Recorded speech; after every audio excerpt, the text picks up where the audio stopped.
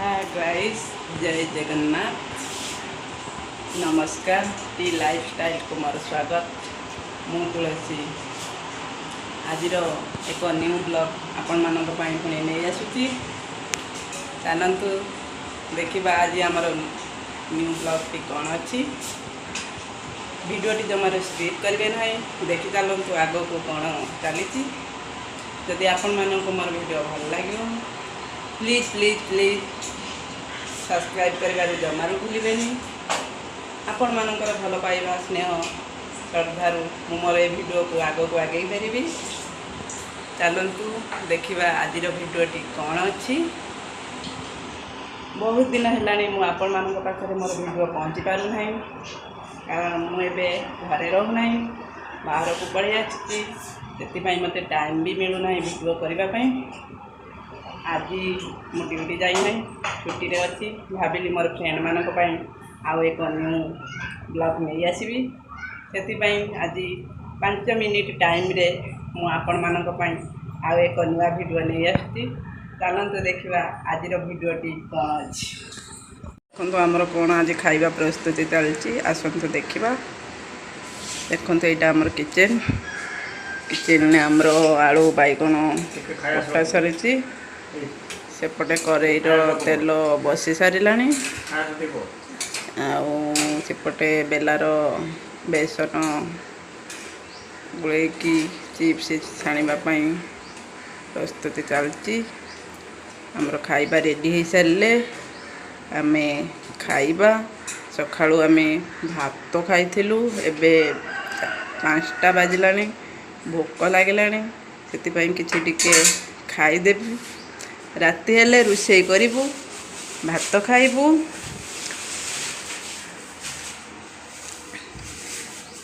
आपण मानंकु भी देखि खाइबा को इच्छा होतुबो। यदि खाइबा को चाहती कमेंट बॉक्स माध्यम रे जणांतु। देखंतु ये मो हस्बैंड, सी तांकु काम करबा पई बहुत भल लागे, सेथि पई सी छाणीबा पई बसी जाइचंती। मु तांको सहित गपसप करी कामटी करेनी। से खाइबा तैयारी करचंती, करि सारला परे खाइबो। भोक भी प्रबल लागिलाना।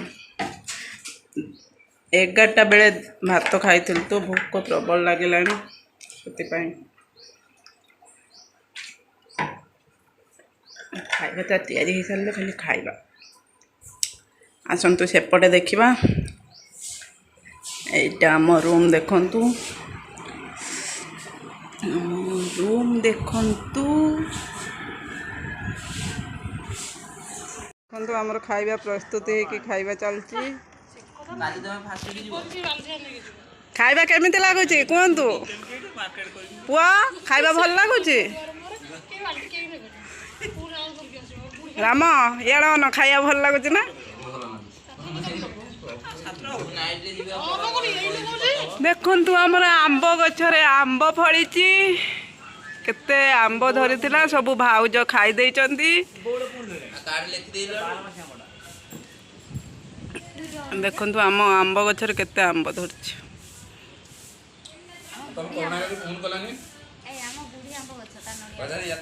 देख सेपटे नड़िया गछ, नड़िया गछरे नड़िया फलछि, किंतु आमे खाई पारु।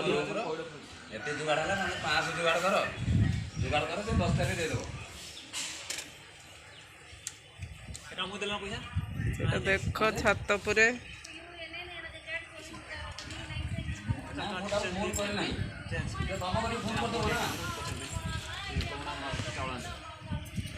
इटा आम पड़िशा घर भाउजंकर रूम।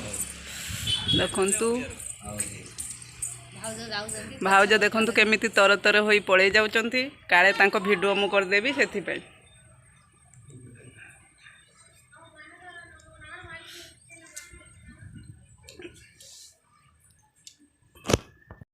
फ्रेंड देखंतु आम रेशन किणवा को आसचु।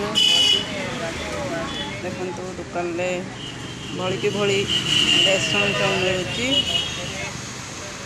एपटे मो ननद भी आम सहित आसचनी, ठिया होइचंती। एपटे देखंतु रेशन, सेपटे रास्ता गुजर जाउची